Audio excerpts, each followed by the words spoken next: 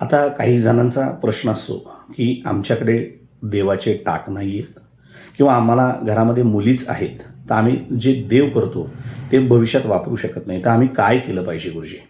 तर त्यांना व ज्यांच्याकडे देव नाही त्यांच्यासाठी हे उत्तर आहे व त्यांना एक योग्य मार्गदर्शन की निदान आपल्या घरामध्ये बाळकृष्ण, अन्नपूर्णा देवता, लक्ष्मी देवता व गणपती ह्या मूर्ती असण्यास हरकत नाही.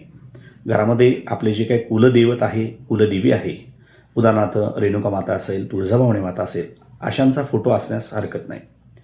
मग आपण ह्या मूर्ती करत असताना छोटा उपाय करायचा आहे की आपल्या उत्पन्नातनं येणारा पैसा, दर महिन्याला आपला पगार असेल किंवा व्यवसाय असेल, त्यातनं थोडे थोडे पैसे एका डब्यामध्ये जमा करा आणि वर्षाकाठी सर्व पैसे जमा करून त्यातनं पहिल्यांदा चांदीची गणपतीची मूर्ती घ्या.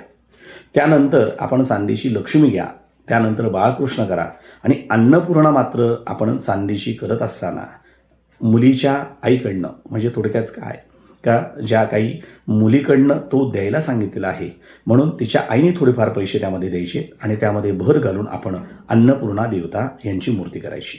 हे कमीत कमी 4 देव आपल्या घरामध्ये असतील.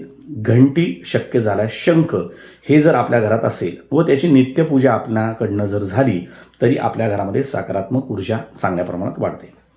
घरातून प्रवेश केल्यानंतर आपला जो काही ईशान्य कोपरा आहे त्यामध्ये किंवा वायव्य कोपऱ्यामध्ये देवघर करून आपण त्यामध्ये त्यांची स्थापना करा. आपला व्यवसाय उद्योग असेल तर पिवळं वस्त्र किंवा निदान लाल वस्त्र टाकून त्यावरती या देवतांची स्थापना करून मनभावे त्यांची पूजा करा. संकष्टी चतुर्थीला गणपतीचं पूजन असेल, महालक्ष्मी देवता पौर्णिमा असेल किंवा आपल्या लक्ष्मीपूजनाला लक्ष्मीचं पूजन होईल आपल्याकडने व बाकीच्या देवतांची पूजा आपण जर केली तर आपल्याला त्याचा आशीर्वाद हा सकारात्मक लाभेल आणि आपल्या अडचणी कमी होण्यास मदत होईल. ज्यांच्याकडे देव नाही त्यांनी याची नोंद घेऊन अशा पद्धतीने देव करून त्यांची नित्यपूजा करा. आपल्या मनातला हेतू संपन्न होईल. धन्यवाद.